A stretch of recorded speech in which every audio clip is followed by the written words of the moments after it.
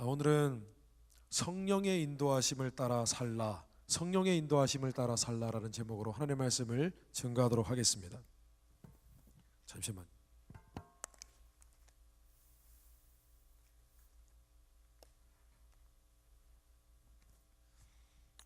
예수님께서 제자들에게 자신의 십자가에 달려 죽으심, 그 죽음에 대해서 말씀해 주셨습니다.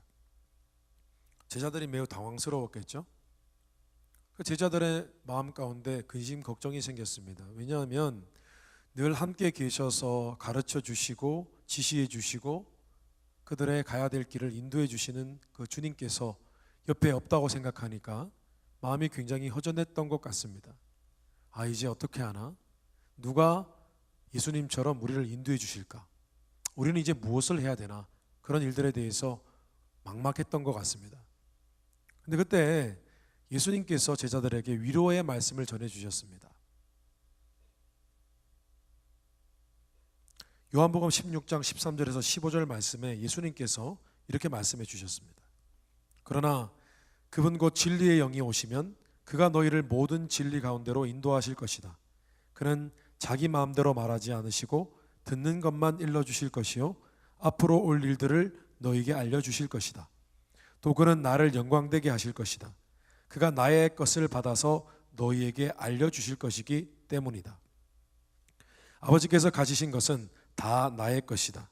그렇기 때문에 내가 성령이 나의 것을 받아서 너희에게 알려주실 것이라고 말한 것이다. 주님께서는 이렇게 말씀하셨습니다. 내가 가는 것 너희들 걱정되고 근심되고 내가 없으면 너희들 어떻게 살아야 될지 궁금하겠지만 힘들겠지만은 걱정하지 마라. 내가 성령 하나님을 보내주겠다. 성령을 보내주시면 그가 내가 너희들에게 했던 그 역할을 그대로 대신해 주실 것이다 라고 하신 것입니다. 근데 주님께서 성령에 대해서 설명해 주실 때 뜻밖의 말을 해 주셨습니다. 뭐라고 말씀하셨냐 하면은 내가 가는 것이, 내가 죽고 부활하시겠지만요, 내가 죽는 것이, 내가 천국으로 가는 것이 너희에게 더 유익하다. 왜냐하면은 성령 하나님께서 너희에게 오실 것이기 때문이다 라고 하셨습니다. 여러분 무슨 의미입니까? 예수님이 가시는 것이 더 유익하다. 내가 너희들과 함께 있으면서 가르쳐주고 어떻게 해야 될지 지도해주고 너희들을 인도해 주는 것보다 성령 하나님께서 너희와 함께 해주시는 것이 더 좋다, 더 낫다라고 하신 것입니다. 그럼 이게 무슨 의미입니까? 예수님께서 제자들을 만나서 제자들에게 많은 걸 가르쳐 주셨습니다. 지금 앞으로 어디로 가야 될지 무엇을 해야 될지 말씀해 주셨습니다. 그런데 그렇게 하시는 것보다 성령 하나님께서 오셔서 너희들에게 가르쳐 주시고 인도해 주시는 것이 더 효율적이고 더 실제적이다. 그렇게 말씀하신 것입니다. 여러분 한번 생각해 보세요. 만약에 주님께서 하신 말씀, 성령에 대해서 해주신 말씀, 그가 오시는 것이 내가 너희들과 함께 있는 것보다 더 낫다고 하신 말씀이 정말 사실이라면 여러분 우리는 우리 자신에게 솔직한 신앙적인 질문을 해봐야 됩니다. 어떤 질문이냐고요? 과연 우리는 주님의 역할을 대신하기 위해서 오신 성령 하나님의 인도하심을 받고 살고 있는가? 정말 우리는 성령 하나님의 지시를 따르며 살아가는 그런 삶을 살고 있는가? 이 질문을 우리 자신에게 해봐야 한다는 것입니다. 오늘 성경 말씀에 이 본문 말씀을 스스로 고백했던 이 사도 바울은요 예수님을 본 적이 없는 사람입니다. 예수님을 본 적이 없어요. 예수님께 직접 육성으로 무슨 얘기를 들어본 적도 없어요. 그런데 사도 바울은 그 어떤 다른 사도들보다, 어떤 예수님의 제자들보다 예수님의 지시와 가르침을 받고 살았던 사람입니다. 그런데 이게 어떻게 가능했을까요? 왜냐하면 사도 바울은 성령의 인도하심, 성령의 가르치심, 지도하심을 따라 살았던 사람이기 때문입니다. 오늘 22절 말씀해 보니까 그가 이렇게 얘기했습니다. 보라, 이제 나는 성령에 매여 예루살렘으로 가는데. 오늘 본문 말씀에 사도 바울은 당시 에베소 교회, 자신이 개척한 에베소 교회의 지도자들에게 작별 인사를 하고 고별 설교, 마지막 설교를 하는 때였습니다. 그리고 얘기를 하고 있는데 이렇게 얘기를 하는 겁니다. 나는 지금 성령에 매여서 예루살렘으로 갑니다 라고 한 거예요. 무슨 의미냐면 내가 에베소를 떠나서 이제 예루살렘으로 지금 여행을 떠나는데 이것이 내가 마음으로 결정해서 예루살렘으로 가는 것이 아니라 성령 하나님이 내게 어떤 감동을 주셔서 어떤 지시로 인해서 내가 예루살렘으로 지금 가는 겁니다. 이렇게 얘기한 거예요. 여러분, 성령의 인도하심을 받는다, 성령의 지시를 받고 움직인다. 여러분, 생각만 해도 흥분되는 일 아닙니까? 우리 옆에 주님이 계시지 않아요. 여러분, 솔직히 얘기해서 주님은 우리와 함께 하십니다. 지금 옆에, 바로 옆에 몸으로 주님 옆에 계시지 않아요. 왜냐하면 주님께서 내가 떠나고 성령을 보내주시겠다고 했기 때문에, 그 성령이 나를 대신할 것이다라고 말씀하셨기 때문입니다. 그런데 그 성령 하나님이 나를 인도하신다, 성령 하나님이 나와 동행하신다. 여러분, 흥분되는 일이지 않습니까? 여러분, 그래서 오늘은 성령님의 인도하심을 우리가 받는 법, 그 받는 방법, 그 비결에 대해서 잠시 말씀을 나누고 묵상하는 시간 갖도록 하겠습니다. 첫째로, 성령의 인도하심은 성령의 감동을 믿고 그리고 구하고 사모하는 자들이 받습니다. 다시 한번 말씀드리겠습니다. 성령의 인도하심, 그들의 삶을 인도해 주시는 그 인도하심을 받기 위해서는 성령의 감동을 믿고 구하고 사모하는 자들이 받습니다. 여러분 하나님의 은혜를 경험하셨습니까? 뭔가 내가 기도했는데 기도 응답 받는 것 말고 내 마음을 만져주시는 하나님의 은혜를 경험해 보셨습니까? 우리가 처음 하나님을 만났을 때에, 은혜 받았을 때에, 말씀으로 은혜 받고 기도하는 가운데 은혜 받았을 때에 아마 이런 걸 느끼셨을 것입니다. 갑자기 기도하고 싶고, 말씀 읽고 싶고, 하나님을 섬기고 싶고, 그런 마음이 있었을 것입니다. 맞습니까? 없나요? 죄송합니다. 그런 마음이 있으셨을 거예요. 그죠? 근데 여러분, 그런 느낌을 다시 한번 돌이켜서 한번 생각해 보십시오. 기억을 떠올려 보십시오. 그 느낌이 어떤 느낌이었는지. 그 느낌은 아마도 내 안에 무언가가, 하나님이시겠죠? 하나님이 뭔가를 내게 요구하시는 느낌, 뭔가 하나님이 내게 권면하시는 느낌, 나를 막 푸시하는 느낌, 너 이렇게 해줬으면 좋겠어 라고 하는 그런 느낌이셨을 거예요. 그런데 예수 믿는 자들이 왜 이런 느낌을 받게 되냐 하면, 왜 이런 뜻밖의 경험을 하게 되냐 하면은, 그 이유는 우리 안에 성령님이 계시기 때문입니다. 믿으십니까? 우리 안에 성령님이 계세요.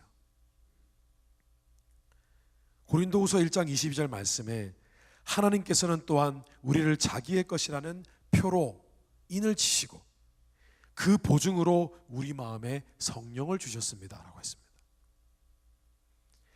고린도전서 3장 16절 말씀에 보면 너희는 너희가 하나님의 성전인 것과 하나님의 성령이 너희 안에 계시는 것을 알지 못하느냐 라고 증거하고 있습니다.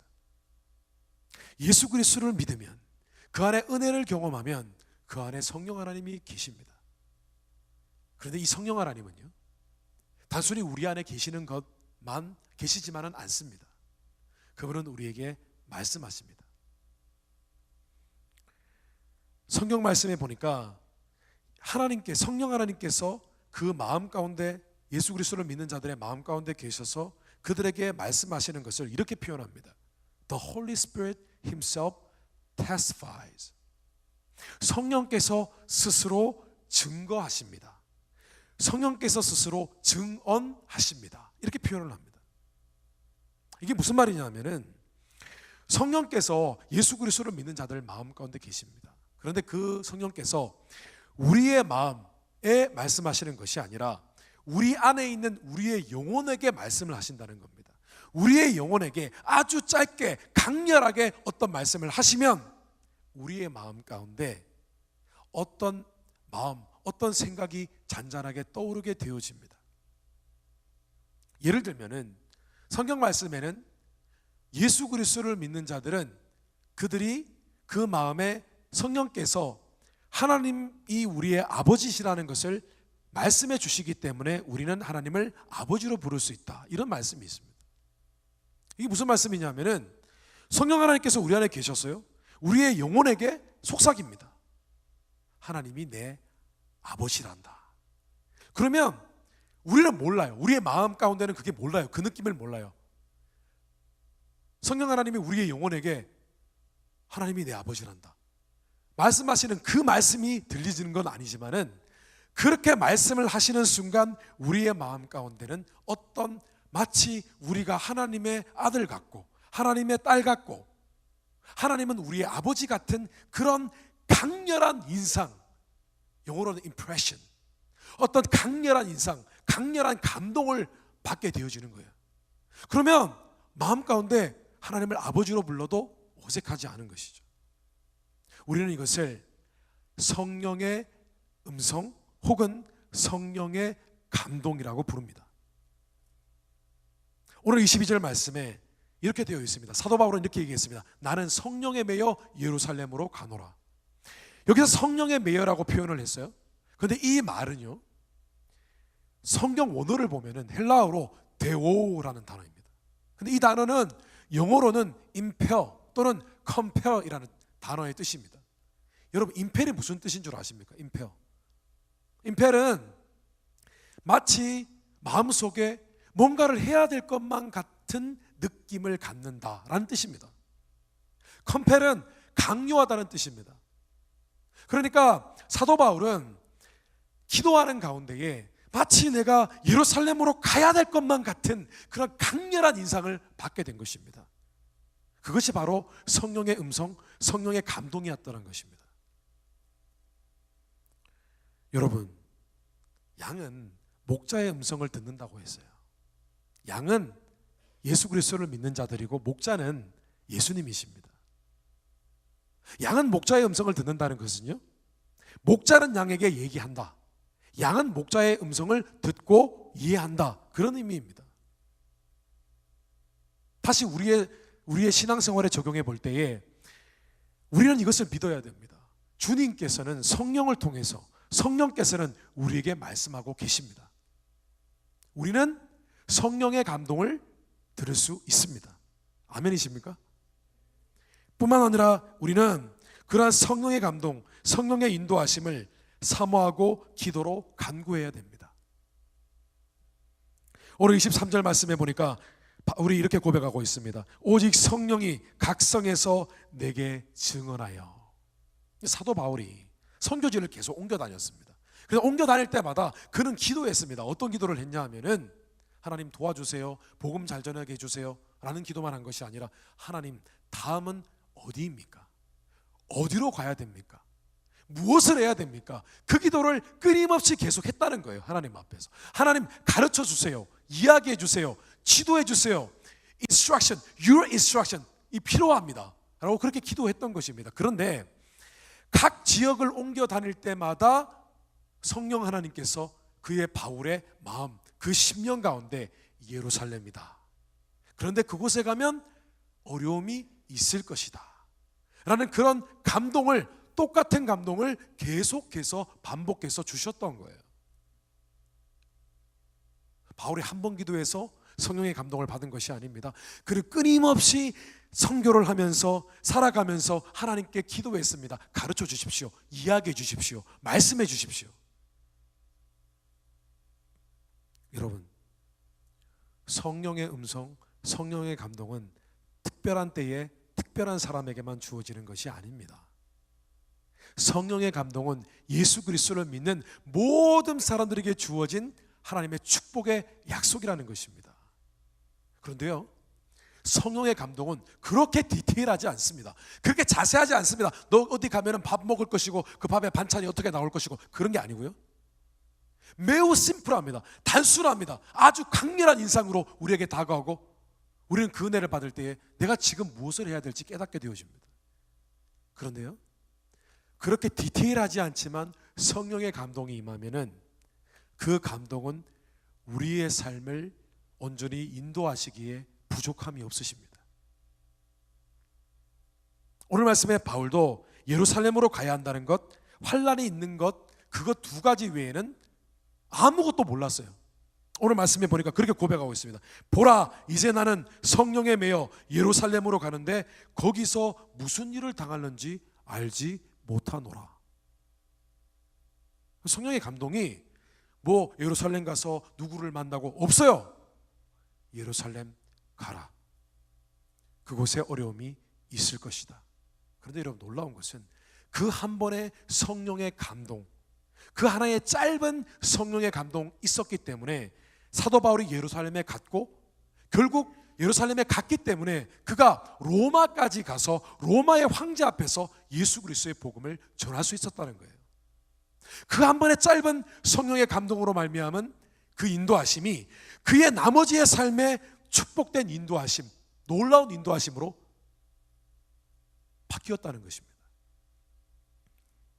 여러분, 성령의 감동은 하나님이 우리의 삶을 인도하시는 가장 보편적인 방법입니다. 때로는 성령의 감동은 우리에게 강한 동기를 부여하십니다. 내가 너와 함께 하겠다. 그 일은 내가 힘을 주겠다. 그 일을 해라. 내가 너와 함께 한다. 그래서 그 일을 하도록 만드십니다.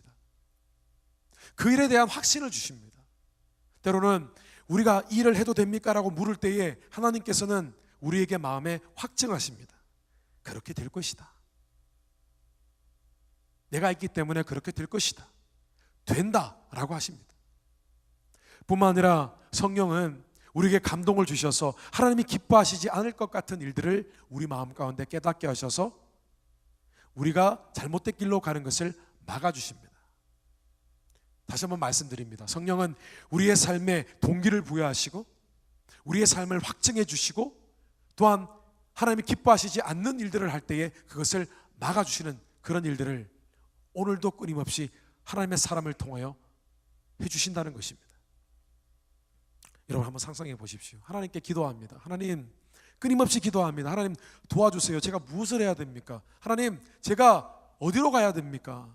하나님 가르쳐 주세요. 제게 지시해 주세요. 저는 하나님께서 가르쳐 주시지 않으면 아무것도 할 수 없습니다.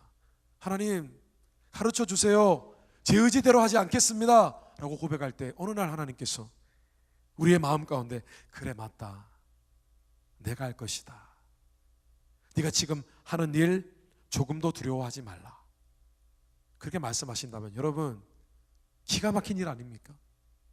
놀라운 일이지 않겠습니까? 흥분되는 일이지 않겠습니까? 이것만큼 가슴 벅찬 일이 어디 있을까요? 온 우주보다 크신 하나님께서 우리의 마음 가운데 오셔서 우리에게 하나님의 계획과 뜻을 계시해 주신다는 것, 여러분 기대하셔야 됩니다. 그것을 놓고 기도하셔야 됩니다. 그것이 바른 신앙생활입니다. 그것이 하나님께서 우리에게 약속하신 놀라운 삶이라는 것입니다. 여러분, 다시 기도의 자리에 서십시오.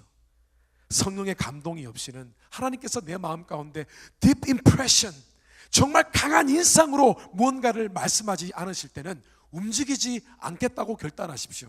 그러면 하나님께서요, 우리의 삶을 인도해 주실 것입니다.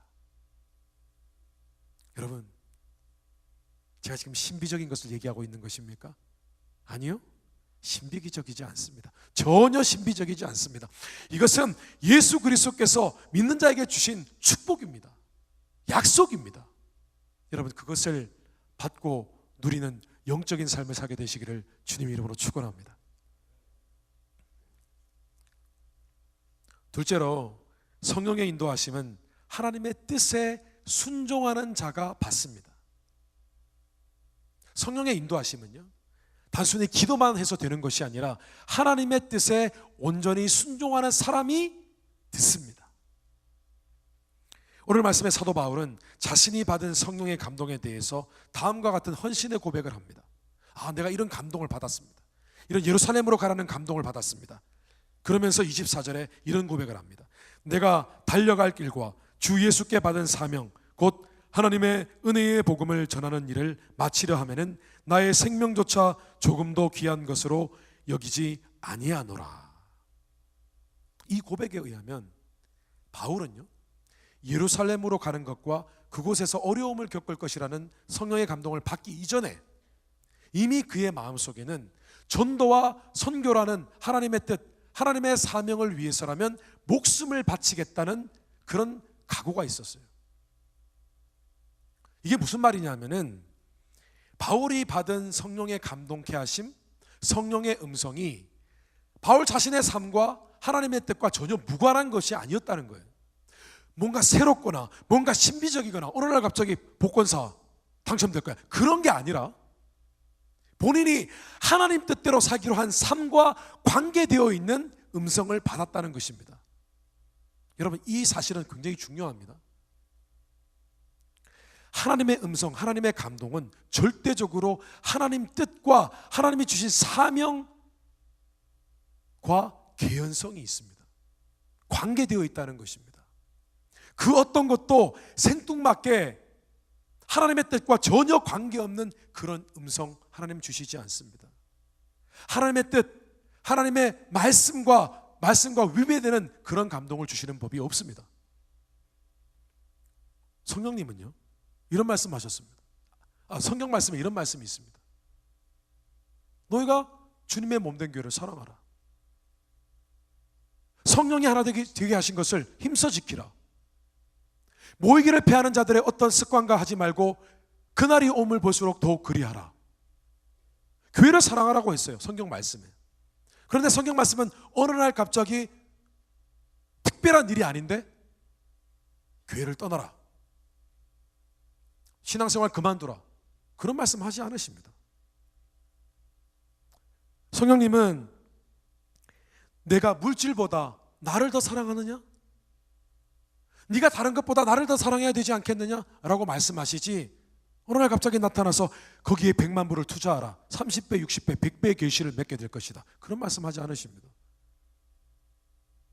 성경 말씀에 30배, 60배, 100배의 결실이라는 것은 성경 말씀대로 순종할 때에 얻는 영적인 축복을 의미하는 것이지 세상에서 축복을 얘기하는 것이 아닙니다. 그래서 믿는 자가요, 성령의 인도하심을 받기 위해서는, 성령의 감동, 성령의 음성을 듣기 위해서는 먼저 하나님의 뜻에 삶을 맞추는 훈련부터 해야 합니다. 하나님의 뜻이 내 삶의 방향이 되어야 되고, 하나님의 주신 사명이 내 삶의 지표가 되어야 됩니다. 그런데 그렇게 살아갈 때에 하나님께서 자신의 뜻을 우리의 마음 가운데 알려주신다는 것입니다. 우리의 삶의 비밀, 우리가 나아가야 할 방향, 하나님께서 가르쳐 주신다는 것입니다. 물론 기도해야 되겠죠. 야고보서 4장 2절 3절 말씀에 보면은 이런 말씀이 있습니다. 너희가 얻지 못함은 구하지 아니하기 때문이요 구하여도 받지 못함은 정욕으로 쓰려고 잘못 구하기 때문이라. 하나님께 기도할 때, 무언가를 구할 때 그 구하는 것을 받지 못하는 두 가지 이유를 야고보서 기자가 설명을 했어요. 첫 번째 이유, 너희가 기도 안 하니까. 두 번째 이유, 너희가 그 기도하는 그 기도 제목 하나님을 위한 것이 아니라 너희 자신의 욕심을 위해서 구하기 때문에 기도 응답을 받지 못하는 것이라고 했습니다. 그런데 이런 마찬가지입니다. 왜 오늘날 크리스찬들이, 물론 크리스찬들이 하나님의 음성, 성령의 감동케 하심을 받지 못하는 이유가 뭔 줄 아세요?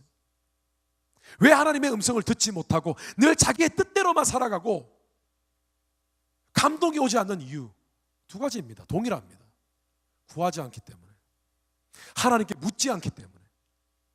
두 번째 이유, 하나님의 뜻, 하나님의 의지, 우리에게 주신 하나님의 사명, 아무런 관계가 없기 때문입니다.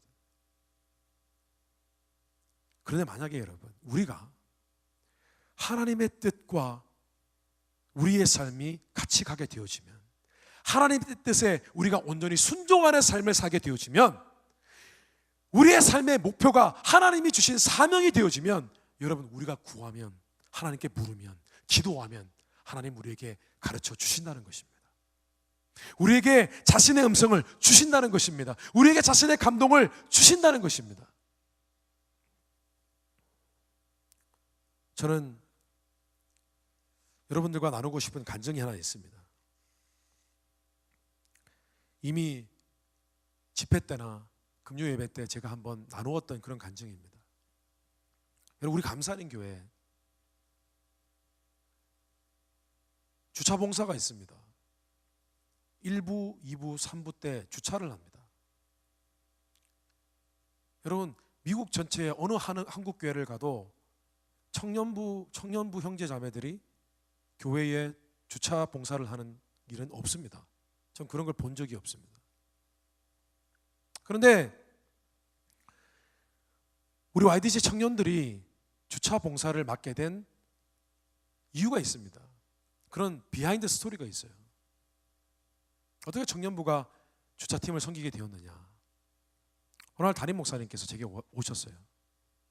제게 부탁을 하셨어요. 구봉주 목사님, 우리 청년부 YDC 청년부가 한 1년만 우리 주차팀을 맡았으면 좋겠습니다. 좀 섬겨줬으면 좋겠습니다. 그래도 1년입니다. 많이도 아니고 1년이에요. 왜냐하면 주차를 섬기시는 어른분들이 너무 지치셨어요. 그래서 1년만 섬기면 감사하겠습니다. 물론 제게 명령하신 것은 아닙니다. 꼭 해야 된다고 말씀하신 건 아니에요. 제게 제안을 하셨습니다. 근데 제 마음 가운데 거룩한 부담감이 왔어요. 만약에 우리 청년부가 어른분들이, 장년분들이 섬기기 어려운 이 섬김을 감당하면 얼마나 좋을까. 우리 감사하는 교회 분위기가 바뀌지 않을까. 이제 우리 청년들이 더 이상 청년부만 섬기는 것이 아니라 감사하는 교회 전체를 섬기고 전체를 사랑하고 하게 되어지면 우리 감사하는 교회 얼마나 아름다워질 수 있을까. 그런 마음이 들었어요. 우리 청년들이 따라주면 좋겠다, 그렇게 생각을 했습니다. 그런데 다른 한편으로 제 마음 가운데 불신이 찾아왔어요. 과연 청년들이 아침 7시부터 섬길 수 있을까? 7시부터 8시, 9시, 10시, 11시, 12시, 1시, 2시 2시 예배 드리고 3시 반 끝나고 예배, 밥 먹고 4시에 스몰 그룹 모이고 성경 공부하면은 5시 반, 6시 하루 종일 교회에 있는 거잖아요. 그래서 마음에 갑자기 걱정이 왔어요. 그런데 담임 목사님께서 말씀하시니 마음 가운데 영적인 지도자가 말씀하시니 내가 순종해야지. 그러면 하나님이 뭔가를 하시겠지라는 생각이 들어서 목사님께 말씀을 드렸습니다. 목사님, 제가 청년들을 잘 권면해 보겠습니다 라고 했습니다. 근데 그 다음에 시간이 지났어요. 마음에 계속 걱정이 생기는 거예요. 왜냐하면 제가 생각해도 저도 주차팀 하기 싫더라고요. 아침부터 예배 드릴 때 얼마나 피곤하겠어요. 또 스몰 그룹 모이고요. 뭐예요? 하루 종일 교회 있고. 말도 안 되는 거예요. 제가 생각해도 저라도 그렇게 하기 힘들 것 같더라고요. 그래서 차일피를 미뤘어요. 우리 청년 형제자매들에게 아무에게도 얘기하지 않았습니다. 심지어 리더들에게도 얘기하지 않았어요. 계속 고민했습니다. 이거 얘기하다가 만약에 내가 막 이렇게 열정적으로 뭐 섬겨달라고 섬기자고 얘기했는데 손들으라고 그러면 막 1명, 2명 손들면 무한하잖아요. 부끄럽고. 계속 미뤘습니다. 그러나 수련회가 다가왔습니다. 금요일날 예배드리고 토요일날 2번 예배드리고 주일날 아침에 예배를 드렸습니다. 아침에 예배를 드리고 난 다음에 제가 설교를 했습니다. 설교하고 나서 찬양하잖아요. 그래서 자리에 앉아가지고 잠깐 기도를 했습니다. 근데 기도를 하는데 갑자기 성령님께서 제 마음 가운데 이제 이야기해라 라고 하시는 거예요. 이야기해라요. 그런데 그 임프레션, 그 인상이 너무 강렬해서 제가 순종하지 않을 수 없었어요. 그래서 나아가서 바로 그 자리에서 광고를 했습니다. 여러분, 제 마음 가운데 하나님께서 그런 감동을 주세요. 우리 YDC가 감사하는 교회 전체 주타팀을 맡았으면 좋겠습니다. 우리가 한번 섬겼으면 좋겠어요. 그런데 앞으로 길게 생각할 것 없이 이 자리에서 제 얘기를 듣는 순간 마음에 감동이 있었던 사람들은 손 들어주세요라고 했습니다. 근데 그때 담임 목사님께서 제게 부탁하신 주차를 섬기는 사람의 숫자는 10명이었어요. 근데 제가 그때 10명이 필요합니다라고 얘기하지 않았어요. 왜냐하면 10명이 될 거라고 믿지 않았기 때문에. 제가 그렇게 믿음이 없습니다. 주차팀 하고 싶은 감동 있는 사람들 손 드세요라고 했는데 정확하게 10명이 손을 들었습니다. 수련회 때 정확하게 10명이 손을 들었어요. 그리고 지금 주차팀장이 한번 바뀌고 지금 3년이 넘게 섬기고 있고 지금 주차팀을 섬기는 사람의 숫자가 30명 가까이 됩니다. 여러분은 지금 대부분 2부 예배 때 오시기 때문에 주차팀이 어떻게 돌아가는지 잘 모르시죠? 아침에 한번 와보십시오. 분위기가, 우리 주차장 분위기가 어떤지. 지금 휑하죠? 아침에 가면요, 우리 잘나고 멋지고 예쁘신 솔직하게 얘기하려니까 말이 나오지가 않네요. 우리 형제 자매들이 주차장에서 유니폼을 입고 그리고 이 주차봉을 들고 웃으면서 그렇게 인사하면서 주차를 안내합니다. 우리 감사하는 교회 분위기가 바뀌었어요. 어르신들이 너무 좋아하세요. 너무 기뻐하세요. 주차장에서 머무는 시간이 행복하대요. 여러분, 우리가 하나님의 뜻에 온전히 순종할 마음이 있을 때, 하나님 나라 일에 우리의 삶에 초점을 맞출 때 왜 하나님께서 우리를 인도하시지 않겠습니까? 하나님 사용해 주세요. 하나님, 하나님의 뜻을 따르고 싶습니다. 제가 이러이러한 일에 하나님의 뜻에 순종할게요. 하나님 그렇게 살겠습니다 라고 할 때 하나님께 물으십시오. 그럼 하나님께서 응답하십니다. 하나님께서 우리에게 성령의 감동을 주십니다. 우리에게 가야 할 길을 가르쳐 주십니다. 그 길을 열어주신다는 것입니다. 여러분, 다시 한번 하나님이 기뻐하시는 뜻과 사명에 여러분의 삶의 방향을 맞추십시오. 그리고 그것을 토대로 하나님께 기도하십시오. 하나님께 간구하십시오. 하나님 말씀해 주세요. 어디로 가야 됩니까? 무엇을 해야 됩니까? 라고 물으십시오. 하나님께서 우리로 하여금 그 필요한 무언가를 깨닫게 하실 것입니다. 여러분, 그래서 언제나 성령의 내적인 음성, 성령의 감동에 온전히 붙들린 바 되어 살아가는 그런 하나님의 종들이 되시기를 주님 이름으로 축원합니다. 말씀을 정리하겠습니다. 조이 도우슨이라는 그런 유명한 신앙 서적을 쓰시는 그런 목사님의 사모님이 계십니다. 근데 그 사모님께서 이런 질문을 그 책에서 하고 있습니다. 여러분, 만약 하나님의 음성을 들을 수 있다면 난 그분이 말씀하시는 것은 무엇이든 다 할 텐데, 이런 질문을 해보신 적이 있으십니까? 저는 하나님의 음성, 하나님의 감동을 우리가 받을 수 있고 하나님의 인도하심을 받을 수 있다는 그 사실을 깨닫게 되었을 때에 나는 그 음성을 듣고 순종하는 일을 내 일생 일대의 모험으로 알고 그 삶을 살기로 결단하였습니다 라고 했습니다. 여러분, 주님께서 분명히 말씀하셨어요. 내가 가는 것이 너에게 더 유익하다.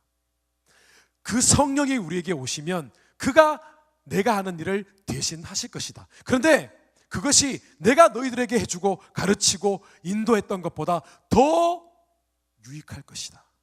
더 좋을 것이다 라고 하셨습니다. 그런데 그때 주님께서 또한 이렇게 말씀하셨어요. 그 성령 하나님께서는 너희의 보혜사가 되실 것이다 라고 했습니다. 보혜사가 무엇인지 아십니까? 보혜사는 헬라어로 파라클레이토스, 도우시는 분, 상담자, 카운셀러입니다. 그럼 카운셀러가 하는 일이 뭐예요? 카운셀러는 상담자입니다. 피상담자가 고민을 얘기하면 말은 많이 하지 않습니다. 피상담자가 고민을 얘기하고 계속해서 대화를 시도하면은 상담자는 이야기를 계속 듣습니다. 그리고 꼭 필요한 말만 전합니다. 그런데 그 짧은 한마디의 말이 피상담자의 유익합니다. 고민을 해결합니다. 그런데 그런 보혜사 성령 하나님이 바로 우리의 하나님이시라는 것입니다. 그 성령 하나님이 우리 가운데 계세요. 그 성령 하나님이 우리를 인도해 주시기 원하신다는 것입니다. 여러분, 오늘부터 다시 신앙생활의 목표를 다시 바로 잡으시기 바랍니다. 여러분 삶을요, 성령 하나님의 인도하심, 성령 하나님이 주시는 감동, 그 감동을 받는 삶으로 살아보시지 않으시겠어요? 여러분, 그 모험을 해보지 않으시겠어요? 그러려면 여러분, 우리가 어떻게 해야 될까요? 다시 기도의 자리에 서십시오. 다시 기도하십시오. 여러분, 기도하셔야 됩니다. 왜 기도하지 않으십니까? 기도 응답을 받기 위해서 기도하는 것이 아니라 오늘 내게 필요한 하나님의 말씀, 오늘 내게 필요한 하나님의 감동, 그것을 받기 위하여 우리는 불철주야 기도해야 된다는 거예요. 우리의 삶을 놓고 기도해야 된다는 거예요. 우리의 삶의 방향성을 하나님의 뜻에 맞춰야 된다는 거예요. 우리의 삶의 목적을 사명, 하나님이 주신 사명에 맞춰야 된다는 거예요. 그렇게 살면 여러분, 우리가 기도할 때에 성령님이 우리 가운데 오십니다. 그 성령 하나님께서 우리의 삶을 인도해 주셔서 결코 시행착오 없는 그런 올바른 길을 걷는 삶을 살게 해 주실 것입니다. 여러분, 오늘 이 시간 다시 한번 신앙생활의 목적을 바로잡고 성령 하나님의 감동을 받는 그런 모험을 하게 될 것이다 결단하실 때에 여러분, 삶 가운데 이제부터는 나의 의지로, 나의 힘으로 사는 것이 아니라 정말 하나님이 나를 온전히 인도하시는 그런 삶, 기적의 삶, 복된 삶, 여러분 반드시 살아내게 되시기를 주님 이름으로 축원합니다. 다시 기도하겠습니다.